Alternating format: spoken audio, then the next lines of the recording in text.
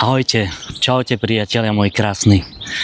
No, dnes si povieme proste niečo, alebo respektíve ja vám poviem niečo, čo možno mnohým nebude pochutí, ale je to realita, ktorú vidím každý jeden deň.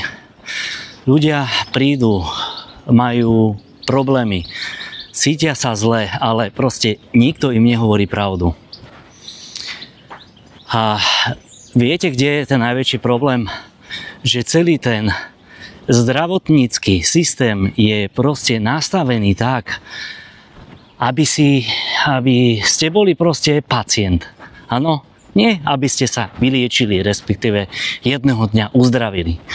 Lebo uzdravujúci pacient nie je pre farmaceutický biznis zaujímavý. Čo by s vami robili, keby ste boli zdraví? Viete, predstavte si, že by ste nepotrebovali lieky na tlak, na cukrovku, na alergie, na žalúdok. Ja neviem, celý ten kolotoč by sa proste zastavil. A to sa jednoducho nesmie stať. Hej? Preto sa nerieši príčina, ale riešia iba symptómy. Poviem to po lopate, bolí ťa hlava? Tu máš tabletku. Máš reflux? Jasné, daj si lieky na žalúdok, protónovú pumpu alebo niečo proste na peristatiku. Máš vysoký tlak? Tu máš beta blokátory. Ale prečo máš reflux? Prečo ťa bolí hlava? To už ti nikto nepovie, lebo keby si to vedel, tak si to sám vyriešiš a lieky by si nepotreboval. A toto je problém dnešného zdravotníctva. Je to celé len systém, kde keď raz vkročíte, tak vás držia. Najprv vám dajú liek, ktorý spôsobí vedľajšie účinky. Áno? Potom dostanete liek na tie vedľajšie účinky. Ten vám zasa rozhodí niečo iné. A zrazu máte doma proste celú lekárničku, ale ste stále chorí. Viete, videl som to už toľkokrát. Príde ku mne človek s cukrovkou a proste povie mi, no ale doktor mi povedal, že cukrovka je na celý život. A ja sa opýtam, a prečo? Veď cukrovka je o tom, ako funguje tvoj inzulín, o tom, čo ješ, ako sa hýbeš, ako spíš, aký máš stres. Lenže tieto veci vám doktor nikdy nepovie. On vás len napojí na inzulín, alebo vám dá, ja neviem, Siofor, Metformín, Glyklazid, alebo iné svinstvo a pošle vás domov. A vy si myslíte, že ste v poriadku, hej? Ale treba si uvedomiť to, že tieto lieky neliečia. Keď ich máte, tak sa nevyliečite. Lebo skutočná príčina sa nerieši. A teraz si predstavte, že by lekári naozaj začali ľudí liečiť. Že by ste im povedali, pozrite sa, pán, alebo respektíve, že by on vám povedal, že pozrite sa, ja neviem, pán Novák, pán XY, vaša cukrovka sa dá riešiť, stačí, ja neviem, upraviť stravu, hydratáciu, pridať pohyb,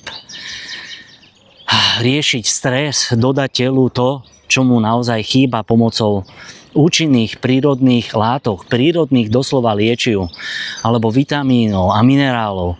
Lenže to sa nikdy nestane, lebo keby to robili, tak by farmaceutické firmy prišli o stovky miliard. To sú také peniaze, že moje mesto, vaše mesto, ďalšie mestá, celé Slovensko by zaplavili peniazmi, by nás zaplavili jak taká lavína peňazí. Toľko ich je, že si to neviem ani len predstaviť. Brutálna biela mafia. A presne Takto to je s každou chorobou. Namiesto toho, aby sme riešili, prečo máme zápaly v tele, prečo nám hapruje imunita, prečo máme žalúdočné problémy, ja neviem, prečo je každý druhý človek na antidepresívach, tak sa len dávajú lieky a ide sa ďalej. Áno, nikto nad tým nerozmýšľa. Ja neviem, prečo sa nad tým nezamyslíte. Prečo kedysi boli čakárne pomaly prázdne a boli štátni lekári a dnes sú to len eseročky. A všetky čakárne sú úplne kompletne plné. Ja viem, že teraz mnohí poviete, že ale lekári sú dobrí. Áno, sú aj dobrí. Samozrejme, sú. Ale pracujú, treba si uvedomiť, že pracujú v systéme, kde nemajú na výber. Väčšina z nich robí len to, čo im povie poisťovňa, čo im diktujú farmaceutické firmy, čo im odporúčajú ich štandardné postupy a protokoly. A tak ideme proste stále dokola. Respektíve vidíte, ja neužívam žiadne lieky. Vďaka tomu som už roky v zdraví, lebo som sa naučil s vlastným telom pracovať a viem, aké účinné látky mi pomáhajú a dodržiavam prevenciu. Hej, to je dôležité. Preto ja hovorím, že ak chcete byť zdraví, musíte sa o svoje zdravie proste starať. Musíte pochopiť, že lieky vám nepomôžu, ak nezmeníte svoj život. Strava, pohyb, psychická hygiena, psychohygiena, respektíve odburávanie stresu a riešenie stresu, riešenie takýchto záležitostí. Ja neviem, detoxikácia, pravidelná detoxikácia tela, kvalitné doplňanie rôznych živín, vitamínov a minerálov. Nie tabletky čarovné, ktoré vám len na chvíľu potlačia symptóm, ten prejav tela, ale telo stále proste chátra. Takže, priatelia, ak čakáte, ja neviem, že vás niekto vylieči, že vám nejaký doktor povie, ako sa máte naozaj uzdraviť, tak sa proste nedočkáte. Vezmite si svoje zdravie do vlastných rúk. Začnite premýšľať, čo dávate do tela, ako sa správate k sebe a prestaňte veriť tomu, že choroby sú normálne. Nie sú. Choroby sú len dôsledok toho, že ignorujete signály vášho tela.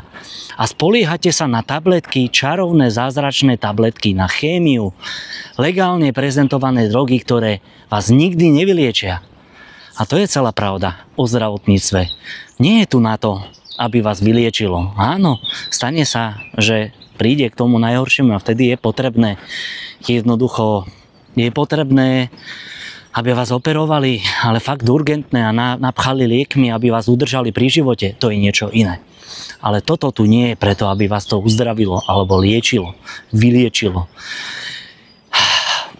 Je to len na to, aby z vás urobili chronicky chorých ľudí a pacientov na celý život. Rozmýšľajte proste a konajte. A nenechajte sa chytiť proste do tejto pasce. Dobre? Takže vidíme sa, priatelia, v ďalšom videu a ak potrebujete poradiť, ozvite sa mi. Spoločne nájdeme riešenie, ktoré proste vaše zdravie a vášmu zdraviu môže pomôcť. Takže prajem každému všetko dobré a nezabudnite, že zdravie máte vo vašich rukách, priatelia. Ahojte.